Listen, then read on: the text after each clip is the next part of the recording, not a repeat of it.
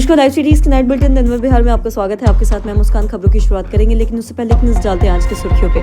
मकर संक्रांति के बाद नीतीश कुमार की आभार यात्रा, नीतीश को मिले भारत रत्न, मांझी का दावा, पीएम मोदी सबको चौंकाएंगे। जेडीयू ने केसी त्यागी के बयान से झाड़ा पल्ला, पार्टी का कोई लेना देना नहीं। बेटी मीसा भारती के साथ पटना लौटे राजद सुप्रीमो लालू यादव, अपनों के षड्यंत्र से तहस नहस हुई बड़ी विरासत, छलका रोहिणी का दर्द। लालू परिवार पर चिराग ने कहा, ऐसी तस्वीर अच्छी नहीं लगती। रक्सौल में कारोबार के कई ठिकानों पर छापेमारी, जमुई में गन पॉइंट पर ज्वेलर से 50 लाख की लूट, बेतिया में भूमि विवाद में दो पक्षों के बीच हिंसक झड़प।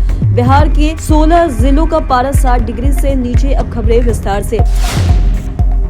भोजपुर जिले के दुल्ली नगर गांव में नीतीश कुमार ने पूर्व मंत्री भगवान सिंह कुशवाहा की पत्नी उषा सिंह को भावपूर्ण श्रद्धांजलि अर्पित की। वहीं मुख्यमंत्री नीतीश कुमार मकर संक्रांति के बाद धन्यवाद यात्रा पर निकले। वहीं बता दें कि मिली जानकारी के अनुसार इस यात्रा के लिए अधिकारियों को निर्देश दे दिए गए हैं और इन्हें इस धन्यवाद यात्रा का पहले रूट तय करना है और साथ ही साथ कहां से शुरुआत होगी और कहां से अंत। इस पूरी यात्रा का चार्ट बनने के बाद जब सीएम नीतीश कुमार इस पर मुहर लगा देंगे, इसकी सूचना अधिसूचित कर दी जाएगी। नीतीश कुमार जीविका दीदियों से मुलाकात करेंगे और उनसे 10,000 और व्यापार को लेकर जानकारी हासिल भी करेंगे और साथ ही इस योजना की सफलता और असफलता के बारे में तहकीकात करेंगे और सफलता की दिशा में जिला प्रशासन 2 लाख रुपए देने को लेकर किस तरह की तैयारियां की है, वो इसकी भी जायजा लेंगे। बिहार के मुख्यमंत्री नीतीश कुमार को भारत रत्न दिए जाने का केंद्रीय मंत्री जीतन राम मांझी ने समर्थन दिया है और जेडीयू के वरिष्ठ नेता केसी त्यागी की ओर से इसे लेकर प्रधानमंत्री नरेंद्र मोदी को भेजे गए पत्र के बाद मांझी ने इसके समर्थन में बयान जारी कर दिया है और साथ ही मांझी ने सोशल मीडिया पर किए गए एक पोस्ट में नीतीश कुमार को भारत रत्न के लिए उपभोग भी किया है और साथ ही उन्होंने ये भी लिखा कि भारत रत्न नीतीश कुमार जी, ये शब्द सुनने में कितना अच्छा लगेगा। हमें पूर्ण विश्वास है कि अपने फैसले से सबको चौंका देने वाले माननीय प्रधानमंत्री नरेंद्र मोदी जी बिहार के माननीय मुख्यमंत्री नीतीश कुमार जी को भारत रत्न से नवाजे जाने का फैसला कर एक बार फिर से सबको चौंकाएंगे। वहीं पार्टी ने केसी त्यागी के बयान से पल्ला झाड़ दिया है। बता दें कि जेडीयू नेता के बयान को लेकर निजी विचार बताया, तो वहीं बता दें कि सीएम नीतीश के नेता ने ये भी कहा है कि केसी त्यागी के बयान से पार्टी का कोई भी लेना देना नहीं है। हालांकि केसी त्यागी जेडीयू के पूर्व राज्यसभा सांसद है और पार्टी से उनको निकाले जाने की कोई भी आधिकारिक चिट्ठी जारी नहीं की गई है और जेडीयू के राष्ट्रीय प्रवक्ता राजीव रंजन ने तीखे शब्दों में ये भी कहा है कि केसी त्यागी का बयान उनका निजी विचार है और इसका पार्टी से कोई भी लेना देना नहीं है। उन्होंने ये भी कहा है कि पार्टी के नेता और कार्यकर्ता ये भी नहीं जानते हैं कि केसी त्यागी अभी जेडीयू में भी हैं और साथ ही जेडीयू के मुख्य प्रवक्ता ने भी बयान जारी कर कहा है कि अब पार्टी का आधिकारिक स्टैंड नहीं है।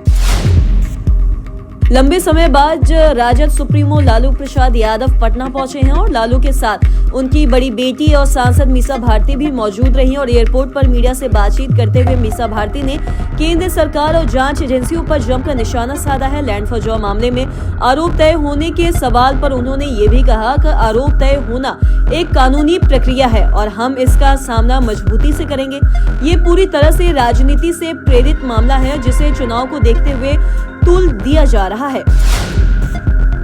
लालू यादव की बेटी रोहिणी आचार्य की सोशल मीडिया पोस्ट ने बिहार की राजनीति में नई हलचल पैदा कर दी है। बिना किसी का नाम लिए उन्होंने अपने ही परिवार के सदस्यों पर तीखा हमला बोला है और साथ ही रोहिणी आचार्य ने अपने पोस्ट में ये भी लिखा है कि किसी बड़ी और शिद्दत से खड़ी की गई विरासत को खत्म करने के लिए बाहरी लोगों की जरूरत नहीं होती है, बल्कि अपने ही और कुछ नए बने अपने ही इसके लिए काफी होते हैं। उन्होंने ये भी कहा है कि यह सबसे ज्यादा हैरान करने वाला बात तब होगा जब जिस पहचान और वजूद की वजह से किसी का अस्तित्व होता है, उसी पहचान को मिटाने के लिए अपने ही लोग बहकावे में आकर आगे आ जाते हैं और साथ ही अब विवेक पर पर्दा पड़ जाता है। बता दें कि अहंकार सिर पर चढ़ जाता है, तब विनाशक ही आंख, नाक और कान बन बुद्धि विवेक हर लेता है। लोक जनशक्ति पार्टी रामविलास के राष्ट्रीय अध्यक्ष चिराग पासवान ने लैंड फॉर जॉब मामले, लालू परिवार के अतिरिक्त विवाद और बिहार के विकास को लेकर बयान दिए हैं। चिराग ने ये भी कहा है कि यह मामला पूरी तरह से न्यायालय के अधीन है। कोर्ट में जो आरोप सिद्ध होंगे उसी के अनुसार फैसला आएगा। वहीं रोहिणी आचार्य के ट्वीट पर यह भी कहा है कि उनके घर का आंतरिक मामला है, लेकिन यह जरूर दुखद है। किसी भी परिवार से ऐसी तस्वीर सामने आना अच्छा नहीं लगता। परिवार के मामलों को आपसी सहमति से सुलझाया जाना चाहिए और सार्वजनिक मंच पर इस तरह की बातें आना दुर्भाग्यपूर्ण है। वहीं बिहार के विकास को लेकर भरोसा जताया है और बिहार तरक्की की राह पर आगे बढ़ेगा और पलायन पर भी रोक लगेगा। आयकर विभाग ने प्रमुख व्यवसायी के कई ठिकानों पर एक साथ छापेमारी कर रही है। बता दें कि पूरा मामला रक्सौल का है, जहां पे आयकर विभाग ने शहर के प्रमुख व्यवसायी मोहम्मद कलीम के विभिन्न व्यावसायिक प्रतिष्ठानों और साथ ही पैतृक आवास पर एक साथ छापेमारी की है। और आयकर विभाग की टीम करीब 1 दर्जन से अधिक वाहनों के काफिले के साथ रक्सौल पहुंची और आयकर अधिकारियों ने आदापुर प्रखंड के विष्णुपुरवा स्थित पैतृक आवास और साथ ही तनिष्क शोरूम और हीरो होंडा शोरूम में एक साथ घोड़ाबंदी कर तलाशी अभियान शुरू किया है। और साथ ही इसके बाद दस्तावेजों की जांच और साथ ही संबंधित लोगों से पूछताछ का भी सिलसिला शुरू हुआ है। जमुई के मलयपुर थाने से महज 20 मीटर की दूरी पर स्वर्ण व्यवसायी से करीब 50 लाख रुपए की लूट हो गई है। बता दें कि 7 हथियारबंद नकाबपोश अपराधियों ने इस वारदात को अंजाम दिया है और विरोध करने पर अपराधियों ने व्यवसायी को हथियार बट से मारकर गंभीर रूप से घायल कर दिया। और घायल व्यवसायी विक्रम सोनी ने ये भी बताया कि मैं थोक में सोने चांदी का कारोबार करता हूं और अपनी बाइक से सोना चांदी खरीदने के लिए जमुई रेलवे स्टेशन जा रहा था। वहां से मुझे कोलकाता की ट्रेन पकड़नी थी। तभी 6 हथियारबंद अपराधी और साथ ही एक अपराधी ऑटो में सामने से आ गए और सभी ने उन्हें घेर लिया और हथियार के बल पर पैसे लूटने लगे। जब लूट का विरोध किया तो अपराधियों ने सिर पर पिस्टल की बट से हमला कर सभी फरार हो गए।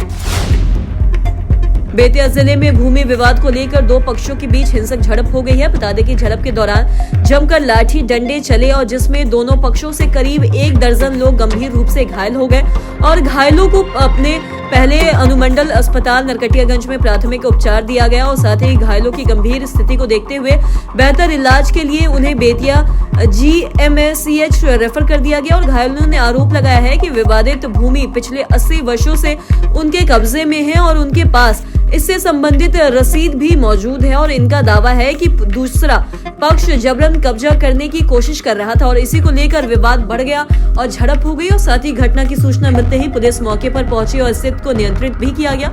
और पुलिस का कहना है कि जांच पूरी होने के बाद दोषियों के खिलाफ कार्रवाई भी की जाएगी। हिमालय से आ रही बर्फीली हवाओं ने बिहार में ठंड बढ़ा दी है। बता दें कि इससे पहले में हाड़ कपाने वाली ठंड महसूस हो रही थी और पछुआ हवा की वजह से 16 जिलों का न्यूनतम तापमान 60 डिग्री सेल्सियस से नीचे पहुंच गया है। और मौसम विज्ञान केंद्र ने 32 जिलों में कोल्ड डे और घने कोहरे का ऑरेंज अलर्ट जारी किया है।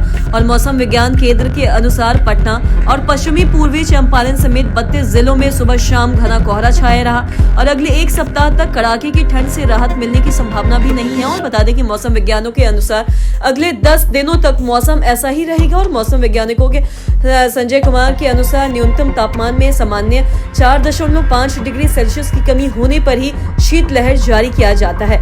तो आज के इस वीडियो में इतना ही। अगर आपने चैनल को सब्सक्राइब नहीं किया तो तुरंत कर दें, साथ ही हमारे फेसबुक पेज को लाइक करें। वीडियो देखने के लिए आपका धन्यवाद।